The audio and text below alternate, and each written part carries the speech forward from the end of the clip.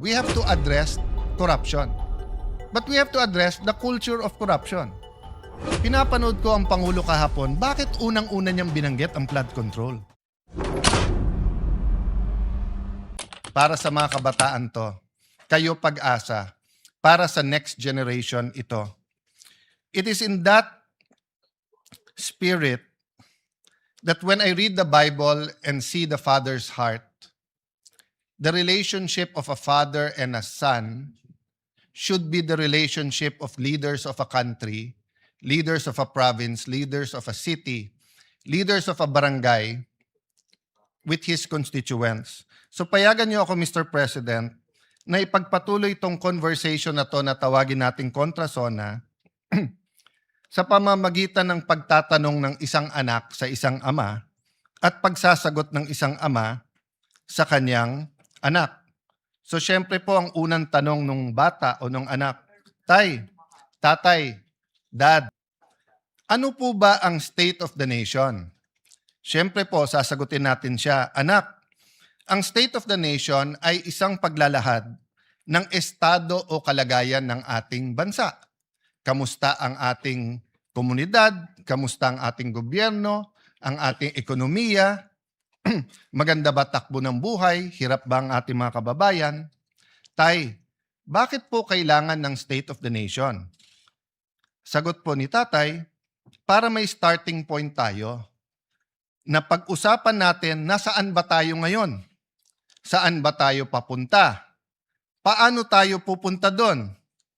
Ano ang vision, goals, plans, at mga programa? Ano ang pananalapi na kailangan natin para ma-achieve yung vision na yon na gusto natin puntahan?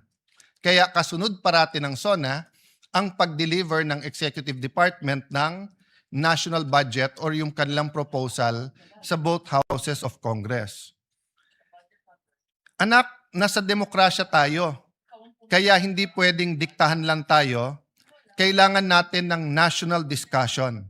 Pag-uusap para magkaisa tungo sa isang vision or pinagkaisahan vision para sa ating bansa at ating kababayan. Watak-watak na nga tayo. Lalo pang nagkakawatak-watak kapag ka may mga suliranin o crisis. Ano kaya ang pwedeng magpakaisa sa atin? Or ano po kaya ang pwedeng magbigkis-bigkis sa atin? Una po, ang pagmamahal sa Diyos. Pangalawa ho, pagmamahal sa isa't isa. Pero ngayon po, pag binabash natin yung isa't isa, nagagamit na rin ng Diyos, nagagamit din yung pagmamahal sa bayan, pagmamahal sa isa. So may I propose that we work together for a common vision. We will disagree how we get there. We will disagree what to prioritize, how much to put where, how much time to spend on each issue. But if we agree on a common vision, then we have something to truly give the next generation. Tay, ano po ba ang vision? Ano po ba ang goals? Ano po ba ang plans? Vision ay siyang nakikita ng isang leader o na isang community. Ito ay isang kaisipan na kung saan niya gustong dalhin ang kanyang pinamumunuan. Kailangan ng pagkakaisa papunta sa isang vision. I'm reminded of the story told by many people, including Dr. Miles Monroe, of the story of Walt Disney. There was this particular ride that was going to be groundbreaking, first of its kind sa Disneyland. He put a bench, he continued to just look at that area, then started drawing, then called his engineers at sinabi niya sa engineers, eto ang gagawin natin bagong ride. Magiging bagong section ito ng Disneyland. He died before it was completed. When it was completed, the MC called the wife and said, before he passed the mic sa asawa, sabi niya, nakakalungkot because hindi makikita ni Mr. Walt Disney yung project niya. So pagkuha po ng mikropono ng asawa, sabi niya sa MC, ikaw ang nagkakamali. Kasi ayan yung upuan, no? araw-araw nakikita nung asawa ko yung project kasi may vision siya. Tayo, ngayon lang natin nakita yan. So, isn't it time that we provide a better vision, a more comprehensive vision, that we articulate what we really want instead of political slogans, no? Importante yung political slogans, a safe and comfortable life, a better Philippines, para sa may hirap. Importante po yung mga yon. Ngunit napaka-importante po na may shared vision tayo. Tayo, ano po naman yung mga plano? Ang plano ang sasagot sa mga tanong na paano natin ma-achieve yung vision? Paano tayo makakapunta sa gusto natin paruunan? Ang plano ay dapat may mga goals. At ang goals ay dapat nababase sa kakayahan at potensyal. Huwag tayo gagawa ng goals na hindi naman kayang i-achieve dahil pambobola lang yon. Pero wag na din nating maliitin ang ating mga sarili. Wag nating sasabihin okay na yung grade na 75 kung kaya natin ng 80. Wag natin sabihin okay na yung 80 kung kaya natin ng 85. Potential is very important. Para malaman natin ang potential, may proseso ng analysis at comparison. Kailangan natin maikumpara sa tamang paraan ang ating bansa na ikumpara sa mga mauunlad na bansa at sa mga bansa na ka-level natin. Tulad ng Singapore, Thailand, Vietnam, Malaysia at mga bansa na mas maunlad sa ating katulad ng Japan. Of course, ngayon sasabihin natin Korea, but once upon a time, baliktad yung storya. Balikan po natin yan. Tay, magbigay ka naman ng halimbawa. Anak, tignan nyo yung GDP per capita natin in current dollars. Ng 1970, ang Thailand ay 197.1, ang Vietnam dahil gera doon 67, ang Philippines ay 200.9. Ng 1980, ang Thailand ay 708, ang Pilipinas ay 767. Never mind Vietnam, they were still at war, it was 46. 1990, 1,559.1 ang Thailand, 803 na lang ang Pilipinas, dumoble na. Mula sa pantay lang ng 1970, in 20 years, doble na. In the year 2000, tumaas din tayo from 800 to 1,050.8, pero tumaas din ang Thailand ng 2006. 2010, 4,973, tayo 2,162.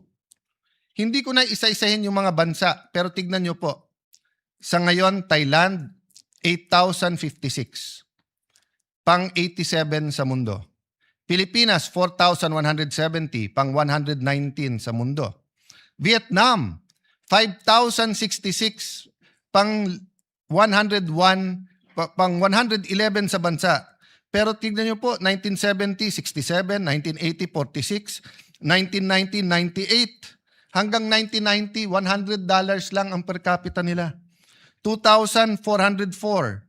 2010, it was 1,600. Pero ngayon po, nasa 5,000 na. Malaysia, 13,000. Singapore, 98,000. South Korea, 36,000. Japan, 35,000.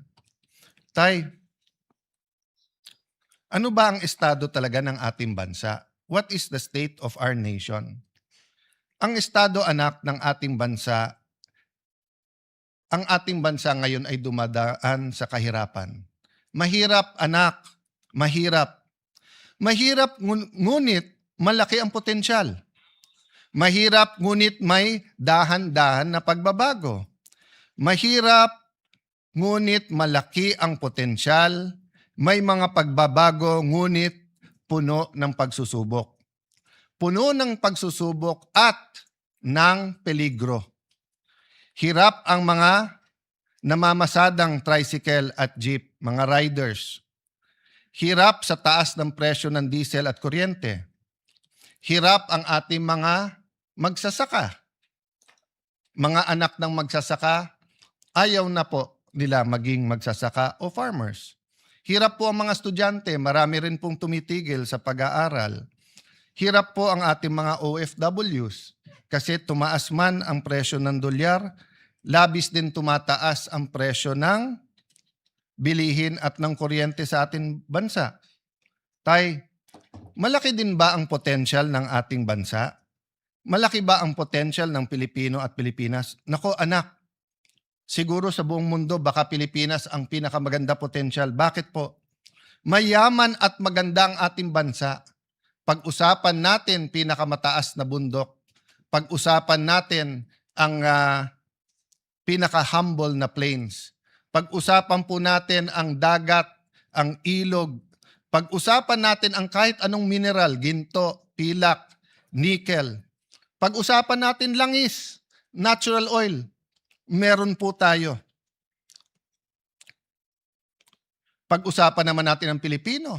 Sabi nung iba, natural resources natin ang number one blessing ng Panginoon sa atin. Hindi po. Ang Pilipino ang number one blessing sa Pilipinas. Napaka-adaptable ng Pilipino. Dalin mo sa Middle East, dalin mo sa Ukraine, sa Europe, Southeast Asia, Africa. Tinitingala. Gawin mong nani o yaya, nagiging pangalawang nanay. Gawin mong aid sa dentistry, mas gusto pa siya kaso dun sa kanyang dentist. Yung mga nurse natin, lalong hinahanap kaso sa mga doktor. Yan ay sa Japan man, yan ay sa London or sa Amerika. Napakalaki ng potensyal ng mga Pilipino at napakagaling natin sumunod sa batas. Basta't tayo'y nasa abroad. Tay, ano po yung peligro? Anak, ang number one na tinuturo parati sa amin ay ang edukasyon ay ang great equalizer. Yung aking ang ama ang sabi sa amin, anak, lahat ng iiwan ko sa inyo, pwedeng mawala, pwedeng mawaldas, pwedeng nakawin, pero ang edukasyon na nakamtam mo, walang pwedeng magnakaw sa iyo yan. Pero bakit ko sinasabi may peligro? Unang-una po, yung sa problema ng pagkabansot or yung pong sinasabing stunting. Sinasabi na hanggang 25% or 1/4 po ng Pilipino ay nasa endangered ng stunting. Naging bisita po ng Pilipinas ang Pangulo ng Singapore at naging privilege po ng Taguig na maging bisita dahil may proyekto po sa ospital ang kanilang isang foundation, ang Temasek, at napakaganda ng mga teknolohiya. Pero nagulat po kami sa speech ng Pangulo ng Singapore. Sabi niya, kasi ito'y isang finance person, magaling sa negosyo, magaling sa finance. Sabi niya, sa lahat ng nakita niya sa gobyerno, ang pinakamalaking return sa tao ng isang bansa ay yung first 1,000 days. Yung simula sa mabuntis hanggang 1,000 days nung bata, sapagkat pag siya'y nabansot at apektado ang kanyang mental and physical growth, apektado din po ang kanyang emotional growth, apektado ang kanyang health. So kahit anong scholarship, kahit anong gold card ng PhilHealth na ibigay mo sa bata na nabansot na, ay hindi mo na maibabalik. Hindi mo na yung stunting ay pwedeng maging irreversible. So yun po ang number one. Kailangan natin pagtulong-tulungan yung peligro sa ating bansa yan.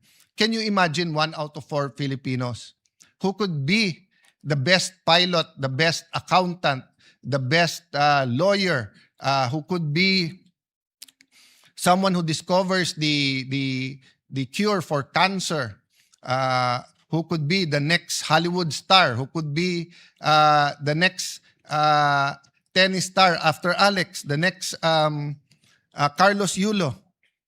Hindi niya makakamtan ang kanyang pangarap at kanyang potensyal. Bakit po? Dahil hindi kaya ng magulang niya, pero ang gobyerno bilang pangalawang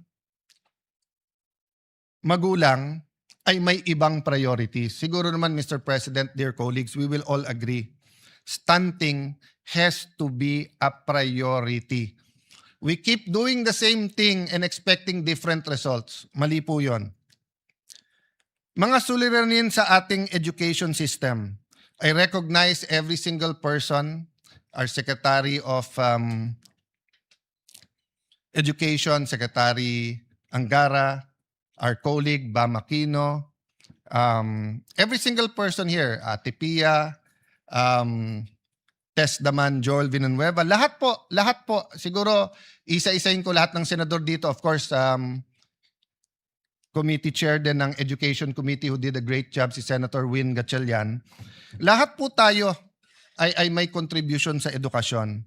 Pero ano sabi ng EDCOM? Yung K-12 na dapat 12 years, 7.5 years lang.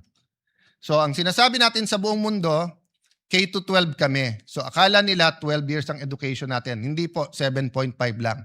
So una ang forma, kaso sa substance. Sinasabi ko po to dahil peligro po to. Kahit anong pagbabago ng curriculum, kahit anong dagdag ng mga gadgets, kahit anong modern equipment, kahit anong taas ng sweldo ng ating mga teachers, kung punong-puno ang classroom at half day, at 7.5 years lang sila, para tayong K-8, kulang pa, bitin pa ng 0.5. Total outstanding debt out of now is 12.79 trillion at the end of 2022. The debt increased by 45% to 18.55 trillion as of the end of 2026. Bakit po ito peligro? Yes, numbers lang po yung utang at depende din po ang utang sa ratio niya sa GDP. Pero ang problema po, dahil sunod-sunod ang problema at mga problema, whether it's man-made or outside our control, since the pandemic in 2020 till now, nasa lugar na tayo kung saan hindi tayo basta't makautang. So yung ibang bansa, nung dumating yung Israeli, Iranian, US conflict, nakautang, nakagawa ng mga programa. Tayo, dahil nga sa laki ng utang, yung fiscal space kung pag-usapan, ay problematic na. Hirap din po ang ating mga magsasaka. Kanina lang po, yun po ang pinag-uusapan dito. Senator Pangilinan, Senator Loren, Senator Amy na may puso talaga sa agriculture. Kaya kung sino man ang magsasabi sa atin na okay naman ang takbo ng ating agriculture, let's agree to disagree. Kasi I think in the last 40 years, I'm not blaming only this administration, we haven't figured out how to really modernize, how to bring back the enthusiasm in agriculture, how to make it really a good business that people will go into farming. Actually, maraming mayaman na pumapasok sa farming. Pero yung mahirap na farmers, umaayaw sa farming. So isang problema talaga yung kapital. The share of agriculture, forestry, and fishing sector to the GDP steadily declined to its lowest point of only 7.9% in 2025. Agriculture's share in the total workforce has steadily declined 26.99% in 2016. 8 years lang po. In 2024, it was only 20.61% as the economy shifts towards services and industry. Maganda naman po ang services at saka industry. Pero nakita natin yung problema ng supply chain. Nakita po natin yan nung pandemic. Kailangan ng isang bansa na singyaman natin both sa lupa at sa forest, sa bundok at saka sa dagat. Kailangan we learn to be self-sustaining and produce our own food. Agricultural workers are also receiving the lowest wages among economic sector. Poverty incidence remains high among agricultural workers and farmers, 27%, and fisher folk, 27.4%, based on PSA data of 2023. Parati kasi tayong nagdi-disagree, kaya napabayaan ang agri. Diba? Marami po talagang magaling sa Pilipinas, diba? We really disagree with many things. So, ang napabayaan yung agri. Mr. Senate President, do you agree? Mas mahirap ang maghanap ng trabaho, pero nahihirapan na po ngayon ang ating mga trabahador. Lahat po ng may trabaho, especially kung daily wage earners, hirap po talaga. Kasi we have a minimum wage, we do not have a living wage that the Constitution envisioned. The Constitution envisioned a living wage. What is a living wage? Sapat sa sa tirahan, whether yan ay rerentahan o huhulugan, sapat sa pagkain sa buong pamilya, 3 beses man lang sa isang araw at ang Pilipino ay mahilig magmerienda, sapat sa anak na gustong mag-aral, sapat sa panggastos sa medical. So, a simple life, but a living wage. Malayo po tayo sa living wage. Sa Amerika po, maraming silang sinasabing mahirap. Pero doon po, maging driver, maging waiter, maging security guard, nakakabili po ng bahay, nakakapag-aral, nakakabili po ng kotse. Ang taxi driver po sa Singapore, tanungin mo, saan nagbabakasyon? Bihira niya sasabihin ang minsan Thailand, minsan Japan, pero karaniwan sasabihin sa inyo, London, Germany. Ang ating pong mga taxi driver, hindi makapagbakasyon kasi isang kahig, isang tuka. Pero kung nahihirapan po yung mga may trabaho, nahihirapan po ang mga walang trabaho. Yung naghahanap pero walang mahanap na trabaho. Simula po, at least po yung mga kasing edad ko, kasama po ang Senate President, kasama po Senator JV, Senator Migs, Senator Cheese, si Senator Padilla ata, sing edad ko rin.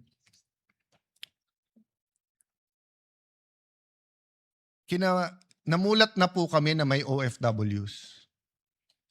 And may lugar po na mabibilib ka, for example po, ibang-iba ang akalain ko sa Saudi. Pero pagdating ko doon po, kahit draftman kahit hindi po siya architect or engineer, bossing-bossing doon. Talagang sanay sa mga lugar, etc. No? May mga peligro din, pero lalo po kung ikaw isang professional, ikaw isang architect, for example, doon, na pagtatapos yung anak at magka-ambisyon man sila na yung anak nila ay magtrabaho din doon, it is from strength to strength or from one level of socio-economic status to a higher level. Hindi katulad po, for example, ng iba nating mga nani sa Hong Kong na ang kinikita ay katumbas po ng 18 to 25,000 pesos. Kung 5 yung anak, it barely pays the bill. So malamang po yung asawa OFW din.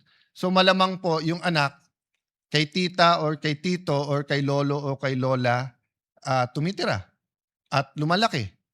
At ang problema, dahil nga sa poverty, hindi rin po nakakatapos yung iba. Second generation sila na OFWs, pero hindi tumaas ang antas ng trabahong at ng kita na inaasam-asam nila. So ang tanong ko, Mr. President, going back to vision, can we not have a vision, whether it's 5 years, 10 years, 20 years, where a Philippine president can say, at this year, there will not be any more, let's say it's 2026. Wala bang pwedeng magsabing in 2041 or in 2050? Yung totoo hindi bola.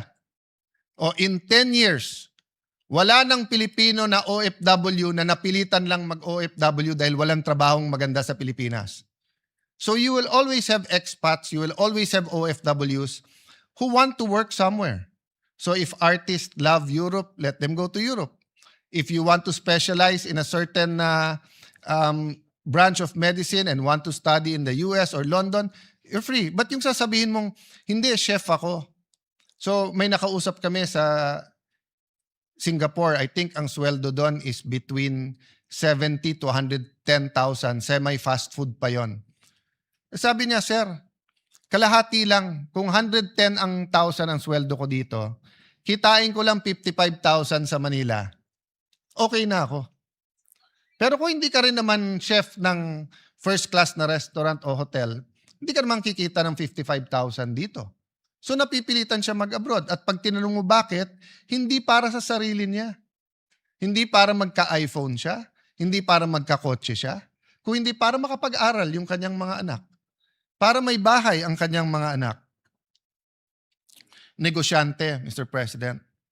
Usually, negosyante ang nagbibigay ng kulay, nagbibigay ng sigla, at pumapalakpak pag may sona. Pero yung sunod-sunod na problema, some we under our control, some hindi. What is not under our control? 2022, patapos yung pandemic, nangyari yung conflict ng Russia at Ukraine, may mga inflation na nangyari. Flood control, in a sense, it's under our control because it could have been stopped, pwedeng hindi, or how are we handling it? Iran, US, and Israel, it's not in our control, but how we reacted is up to us. Nauna pa yung Senate Yung sa ating protect at ang ating Senate President nagpatakbo nun, yung uplift, sumunod na lang yon. So we could have reacted faster and better. Having said that, nandyan na yan, how do we prepare ourselves to not only be active, proactive, but to really achieve what we can achieve through our potential. Hindi yung pwede na. So tay, tanong nung anak, sinong may kasalanan?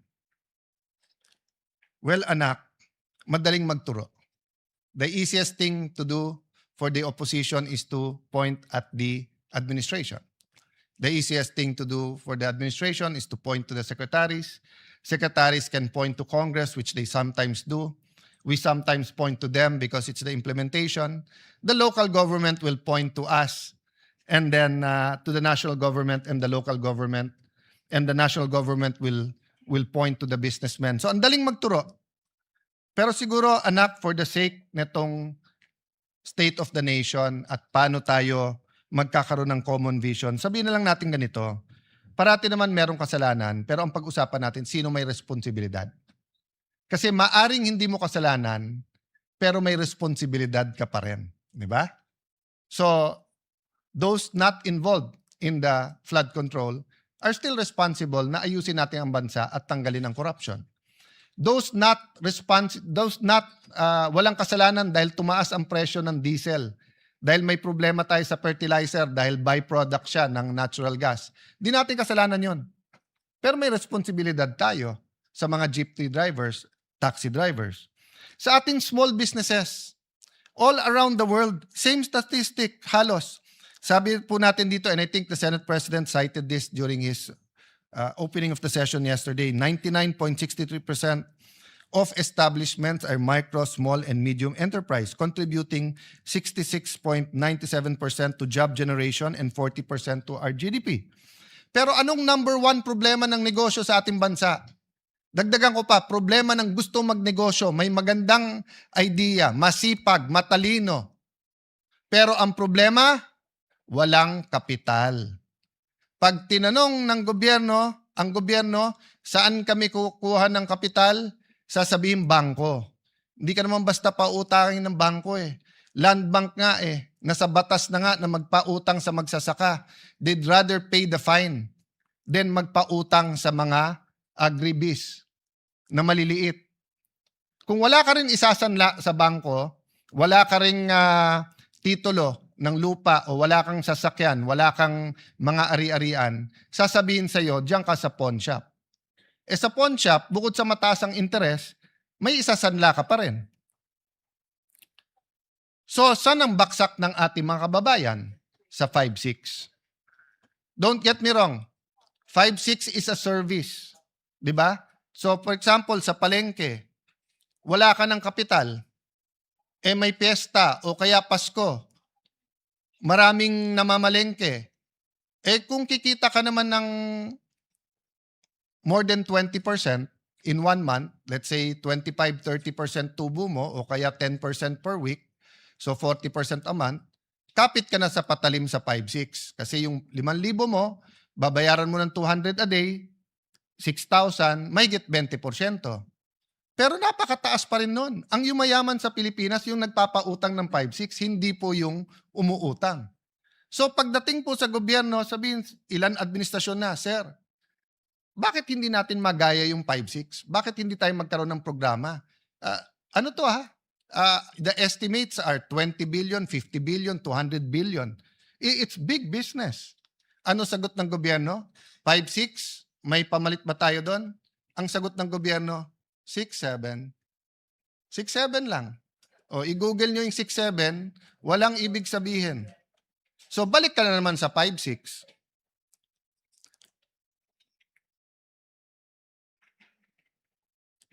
Children in conflict with the law.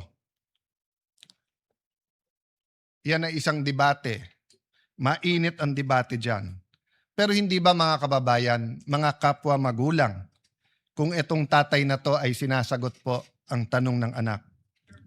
Responsibilidad din yan ng magulang, ng teachers, ng simbahan, ng mga komunidad.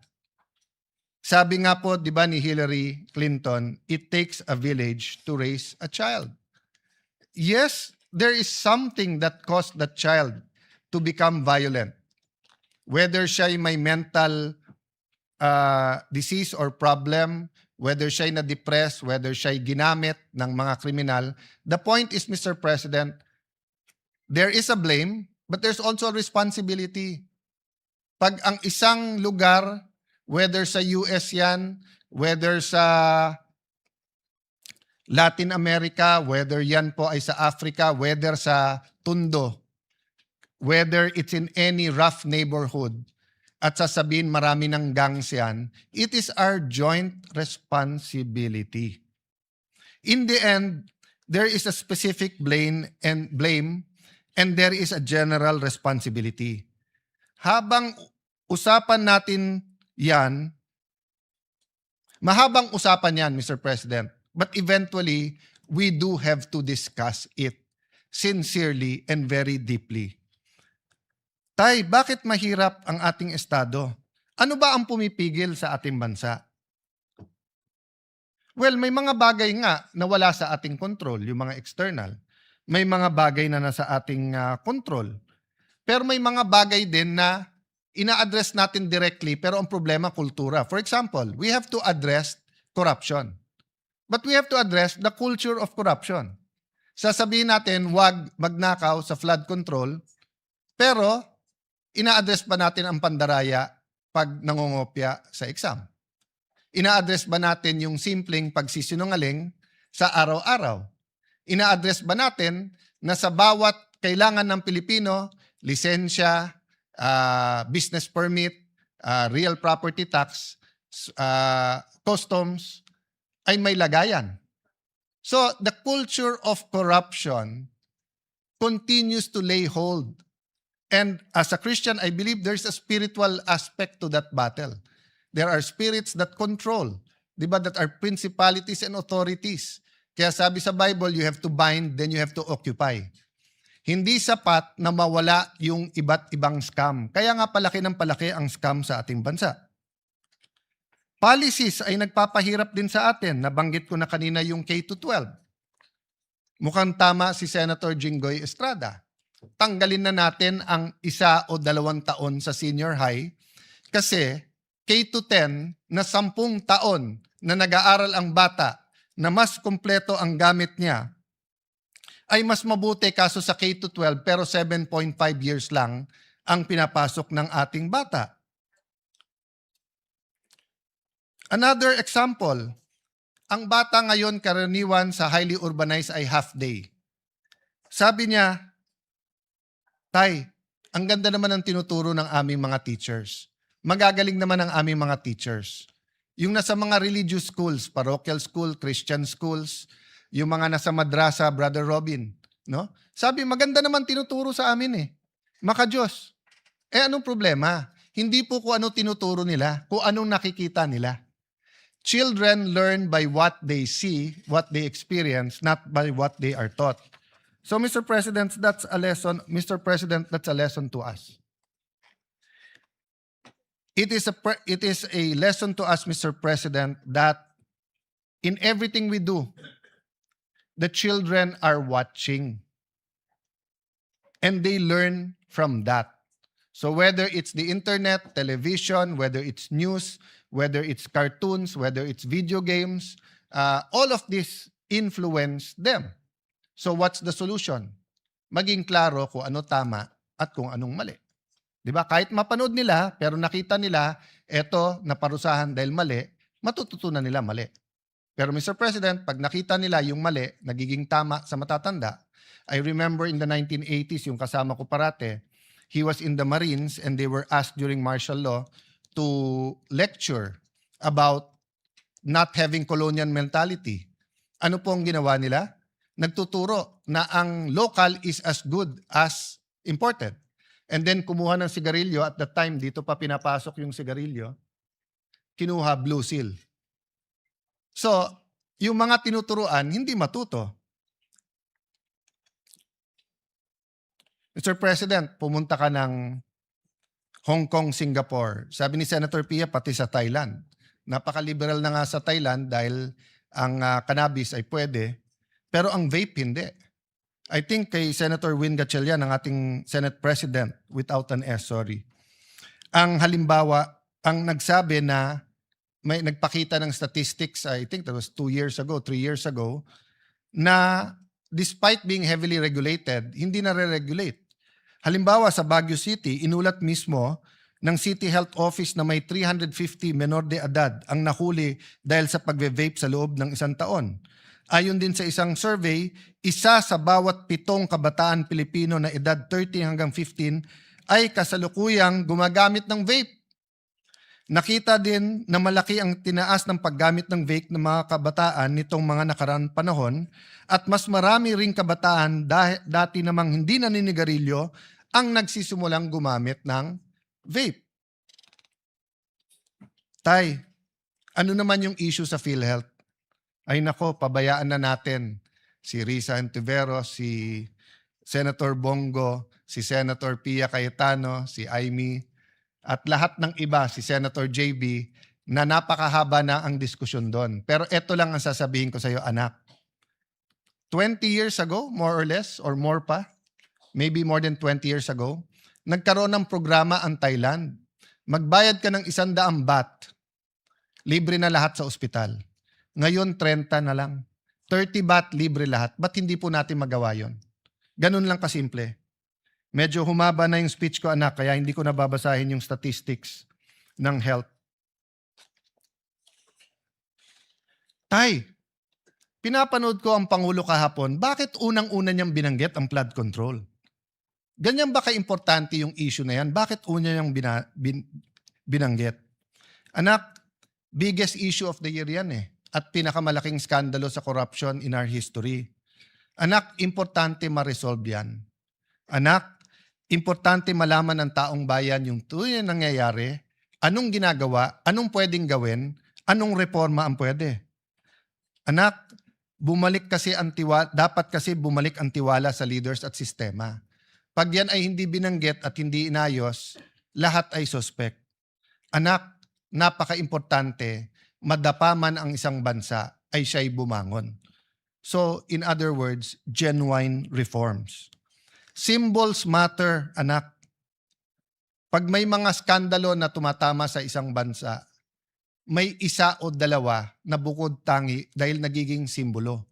Either simbolo kung paano ni-resolve ng isang bansa at paano niya nilampasan ang corruption, or simbolo kung paano nanatiling nakadapa ang bansa at hindi makatayo. So sana anak, we will find the strength and wisdom to conclude the investigations, to hold people accountable, but also to put the genuine reforms. Isang simpleng example lang, isang simpleng suggestion na binigay ko sa DPWH na 2 beses tinanggap ng secretary pero mukhang hindi ginawa. Ordinaryong cellphone, kunan lahat ng projects para makita kung may ghost o wala. So 1 year later, the problem is hindi pa kumpleto yung data. Pero wag ka mawalang ng pag-asa, anak. Walang bansa sa mundo nang hindi dumaan sa corruption. At walang bansa na umunlad na hindi niya kahit papano na-address ang corruption. Tay, bakit ba pinilit mo na dito tayo sa syudad tumira? Kasi anak, dati at least sa probinsya may makakain ka. Ngayon, dito sa mga syudad, lalo sa Metro Manila, libre ang uniforme pag nag-aral, may scholarship pagka college, pagka single parent, kapag ka PWD, pag senior, may regalo, may cash gift, meron pang minsan mga giveaway. Dito anak, may internet. Mr. President, in 1980, 1/3 lang ng Pilipino ang nakatira sa urban. 2/3 ay sa rural. And we know around the world, mas maganda ang ugali ng mga nakatira sa rural. Mas may sense of community, sense of camaraderie. Mas may malasakit sa isa't isa. Pero napilitan ang mga kababayan natin sa rural. Bakit po? Go to certain parts of France, of UK, even the US, Canada. Rural, pero may kuryente, may tubig, may ospital, may eskwelahan, may internet. Sa atin hindi. Pag sinabi mong urban, sigurado po yan, mayaman. Pag pumunta ka ng rural, mahirap. Ang problema, ang mahirap sa rural, pag pumunta sa urban, mahirap pa rin. Mas maginhawa buhay, pero mahirap pa rin. Mahirap po. So, Mr. President, we should have a real rural development project. That was something I heard a lot in the 70s, 80s, 90s. Pero siguro kasi mas maganda talagang ang sabihin sa isa't isa, sa syudad ako nakatira, nakakalimutan natin. May I pay tribute to isang USEC ng DBM, I think USEC Abuel. I remember when she topped the bar, sabi ng isang reporter sa kanya, "Ma'am, ano pakiramdam mo ng isang taga-probinsya ay nag-top ng bar?" The reporter, I think from there, but I'm not sure from Manila or from there, was referring to na hindi ka taga Manila. Kasi dati, karamihan ng top 10 nandito sa Manila, Manila Law Schools. Sabi po niya, "Excuse me, Baguio is a city." So hanggang ngayon po sa atin sa Metro Manila, pagka hindi ka sa Metro Manila or Metro Cebu o Metro Davao, or minsan taga Metro Cebu ka na, Metro Davao, ang dating sa atin sa mga Metro Manila, taga-probinsya kayo. Walang masama po maging sa probinsya. Ang problema po, bakit wala tayong rural development program? Which brings us to transportation. Mr. President, ako'y natutuwa na narinig ko po yung additional trains at stasyon na sinabi in both zonas. Last year zona at ngayon. Pero bakit po, kung titignan natin ang national budget, kalye pa rin ang ating tinututukan. Tignan nyo po ang Laguna Lake, Lakeshore, yung ginagawa pong highway po dyan. Nasabi natin last year at umuo ang DOTR Secretary, umuo ang DPWH Secretary, na pag-aaralan nila kung lalagyan man ng kalye, lalagyan din ng tren. Pero wala akong nababalitaan magandang plano para sa tren na magkakabit ng probinsya ng Rizal, probinsya ng Laguna at Metro Manila. Napakasimple lang po niyan. Ginagawa na po yung kalye. Nire-reclaiman na po yung lake. Ganon din po ang Mindanao Railway. I have to speak because wala po dito si Senator Bato. Pero sa last year budget natin, inamin po ng DOTR kung lalagyan lang nila ng 10 bilyon. And I think Senator JV mentioned this 7 years, basta bago ako mag-DFA or after ko mag-DFA, binabanggit na to. So nagka-problema sa funding sa China. Pero yung phase 1 po ay pwedeng pondohan ng ating gobyerno. Bakit hindi? Huwag tayong pumayag na yung pagkakamali ng Metro Manila at ng ibang lugar sa Luzon ay maging pagkakamali ng Mindanao. Kasi unlike Visayas na grupo ng mga isla, ang Mindanao ay mas halintulad sa Luzon, pero mas mayaman sa Luzon. So sana naman po sa 2026 budget, may pondo na po ang Mindanao railway system regardless kung sino nagtatap ng survey sa Mindanao. Patapos na to, Mr. President. Makwento po kasi si tatay at si anak. Anak, malaki talaga ang potential ng Pilipino. Maabilidad kasi ang Pilipino. Tay, ano ba mangyayari pag na-realize natin ang potential? Anak, lahat ng komunidad, lahat ng lugar, lahat ng Pilipino ay makikinabang. E di tay, ba't hindi natin gawin? Maraming dahilan anak, pero isang dahilan, algorithm. Ngayon, para na tayong fraternities na nagrarumble. Na experience ko sa University of the Philippines, pag may rumble at may brad ka na nagulpe o meron kang gugulpihin, hindi na importante sinong tama at mali. Ang importante, protektahan mo brad mo. Sa atin national discussions, sa impeachment, sa flood control, sa iba't ibang mga issue, ang kampihan natin, masarap man kung mas marami kang kakampi, wala nang sanity eh. Algorithm. Parang fraternity, kahit mali, kampihan ka na lang. That's a problem, I don't know the solution. But what can I tell you, anak? Noong 1960s, we were second only to Japan. President Erap kept on saying this during their presidential election in 1998. So ni-research ko yan. Meron palang World Bank study na nagsabi, ang pinakamalaking potential ay Pilipinas, ang pinakamaliit na potential, Korea, Taiwan, Vietnam. Bakit po? Dahil po sa mga gera at kondisyon ng kanilang bansa. Ang Korea, yung Korean War, pero dahil din sa sobrang winter doon. And this was the 1960s. The technology was much less. We know about Taiwan dahil nga po sa revolution sa China, and we know about Vietnam that had a long war between the South and North at saka yung hilahan during the Cold War. But wag na nating pangarapin na maging second tayo sa Japan, sa Asia. Balik tayo sa 70s, 80s. Vietnam, nasa ilalim natin. Thailand, kapantay natin. Mas moderno tayo sa Malaysia. Pero ngayon, sabihin nyo, whether infrastructure, whether tourism, whether manufacturing, kung ano-anong pag-usapan po natin, naiiwan na po tayo ng ating pong mga neighbor. So anak, we have to get our acts together. Anak, hindi ko na isa-isahin Malaysia, Thailand, Singapore, Vietnam. Kung may pera tayo, puntahan natin. Kung wala, i-internet mo na lang pero makikita mo yung ganda.